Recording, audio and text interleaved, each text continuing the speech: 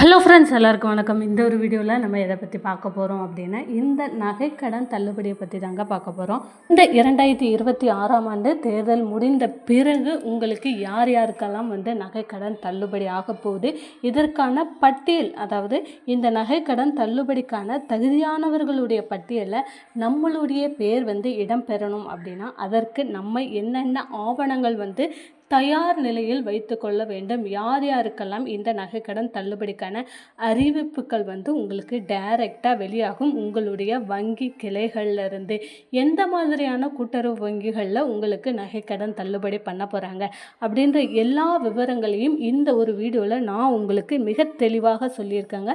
வீடியோவை ஸ்கிப் பண்ணாமல் கடைசி வரை பாருங்கள்.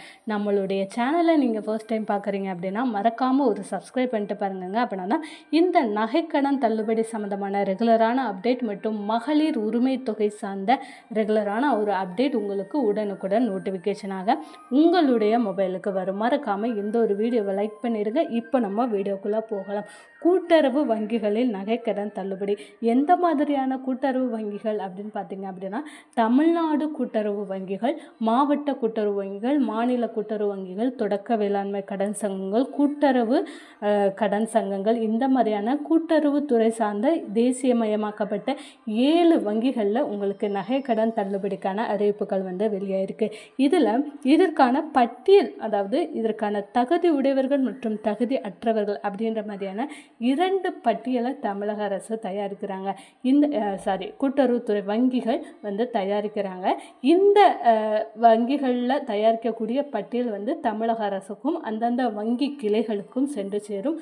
அவர்களுக்கு மட்டும்தான் நகைக்கடன் தள்ளுபடி அப்படின்ற ஒரு அறிவிப்புகள் வெளியாகும்.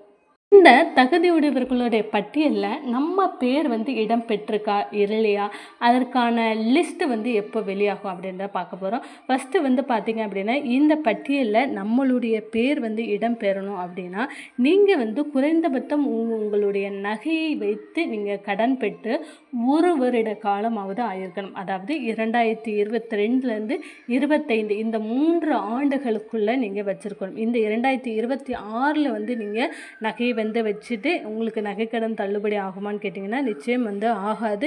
நீங்கள் 2022லேருந்து 2025ஆம் ஆண்டுக்குள்ளே நீங்கள் வச்சுருக்கணும். உங்களுடைய நகைக்கான தொகை எவ்வளவு தொகை வாங்கியிருக்கீங்க அப்படின்றத செக் பண்ணுவாங்க. அதே சமயம் ஒரு குடும்பத்தில், அதாவது ஒரு ரேஷன் அட்டையில் ஒருவருக்கு நிச்சயமாக தள்ளுபடி உண்டு. அதே போல் கிராமப்புறத்தில் உள்ள நிறைய பேர்களுக்கு பயிர்க்கடன் முக்கியமாக அரசாங்கம் தள்ளுபடி பண்ண போகிறாங்க. நகரப்புறங்களில் உள்ளவங்களுக்கும் இந்த நகைக்கடன் தள்ளுபடி அப்படின்ற ஒன்று, கிராமப்புறங்களில் உள்ளவங்களுக்கும் நகைக்கடன் தள்ளுபடி உண்டு. அதே போல் பார்த்திங்க அப்படின்னா பயிர்க்கடன், சுய உதவி கடன்கள், இந்த மாதிரியான நிறைய கடன்கள் பிரித்து தள்ளுபடி பண்ணுறாங்க. இதில் நமக்கு ஏதாவது ஒரு கடன் தள்ளுபடி ஆகும். இதே நீங்கள் சுய உதவி குழுக்களில் இருக்கிறீங்க, அதில் 1 லட்ச ரூபா பணம் வாங்கியிருக்கீங்க அப்படின்னா அந்த தொகையும் உங்களுக்கு தள்ளுபடி ஆகிறதுக்கான வாய்ப்புகள் இருக்குது. இப்போ உங்களுக்கு பயிர்க்கடன் தள்ளுபடி ஆகும் அப்படின்னா உங்களுக்கு நகைக்கடன் தள்ளுபடி கிடைக்காது. இதே விவசாய கடன் இல்லை மகளிர் சுய உதவி குழுக்களில் வாங்கியிருக்கக்கூடிய கடன்கள் தள்ளுபடி ஆகுது அப்படின்னாலும் நகைக்கடன் தள்ளுபடி ஆகாது. இது நகைக்கடன் தள்ளுபடிக்கு நீங்கள் தகுதியானவர்களாக இருக்கீங்க, நகைக்கடன் உங்களுக்கு தள்ளுபடி ஆகுதுன்னா சுய உதவி குழுக்களில் வாங்கியிருக்கக்கூடிய கடன்கள் தள்ளுபடி ஆகாது. இந்த மாதிரியான ஏதாவது ஒரு கடன் நிச்சயமாக உங்களுக்கு தள்ளுபடி ஆகிறதுக்கான வாய்ப்புகள் இருக்குது. கிட்டத்தட்ட 16,100 கோடி ரூபாய் பயிர்க்கடன் நமக்கு கொடுக்க போகிறாங்க தமிழக அரசு, அதாவது தள்ளுபடி பண்ண போகிறாங்க. அதே மாதிரி கூட்டுறவு துறைகள்லையுமே நீங்கள் எத்தனை சவரன் வரையிலான நகைக்கடன் வாங்கியிருக்கீங்க, எவ்வளவு தொகை வாங்கியிருக்கீங்க அப்படின்றத பொறுத்து ஒரு குறிப்பிட்ட தொகை, இப்போ குறைவான தொகைகள் வாங்கியிருக்கீங்க, 1 லட்சத்துக்குள்ளே வாங்கியிருக்கீங்க அப்படின்னா முழுவதும் தள்ளுபடி பண்ணுவாங்க.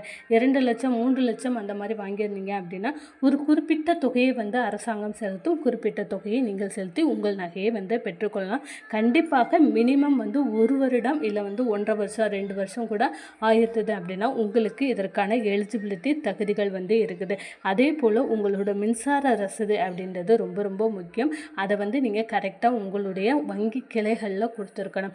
அதே போல் இந்த நகைக்கடன் தள்ளுபடிக்கு தகுதியானவர்கள் அரசாங்க ஊழியராகவோ வருமான வரி கட்டுபவராகவோ ஆண்டு வருமானம் வறுமை கோட்டிற்கு மேலே 4 லட்சம் 5 லட்சம் அந்த மாதிரி சம்பாதிக்கக்கூடியவராக இருக்கக்கூடாது. முக்கியமாக இந்த கிராமப்புறத்தில் உள்ள பெண்களுக்கு, கிராமப்புறத்தில் உள்ள விவசாயிகளுக்கு நிறைய இந்த டைம் வந்து தள்ளுபடி ஆகிறதுக்கான வாய்ப்புகள் வந்து அதிகமாக இருக்குது. அதாவது சுய உதவி குழுக்கள், மாணவர் கல்வி கடன், இந்த மாதிரியான நிறைய கடன்களை வந்து தள்ளுபடியை வந்து அரசாங்கம் பண்ண போகுது.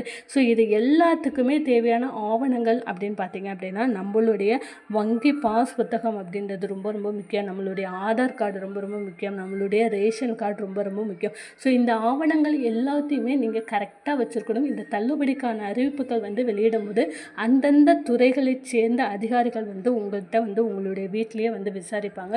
இந்த ஆவணங்கள் எல்லாத்தையுமே நீங்கள் கரெக்டாக கொடுத்தீங்க, கரெக்டாக வந்து நீங்கள் எடுத்து வச்சு கரெக்டாக கொடுத்தீங்க அப்படின்னா உங்களுக்கும் தள்ளுபடியானக்கு வாய்ப்புகள் வந்து அதிகமாக இருக்குது. ஸோ இந்த நகைக்கடன் தள்ளுபடி, பயிர்க்கடன் தள்ளுபடி, சுய உதவி குழுக்கள் தள்ளுபடி, மாணவர்களுக்கான கல்வி கடன் தள்ளுபடி, இந்த மாதிரியான பல்வேறு அரசாங்க அறிவிப்புகளை பற்றி நீங்கள் தெரிஞ்சுக்கணும் அப்படின்னு வச்சுக்கணும். மறக்காமல் நம்மளுடைய சேனலை ஒரு சப்ஸ்கிரைப் பண்ணுங்கள். ஏதாவது டவுட் இருந்தது அப்படின்னா கமெண்ட் செக்ஷனில் கமெண்ட் பண்ணுங்கள். தேங்க்யூ.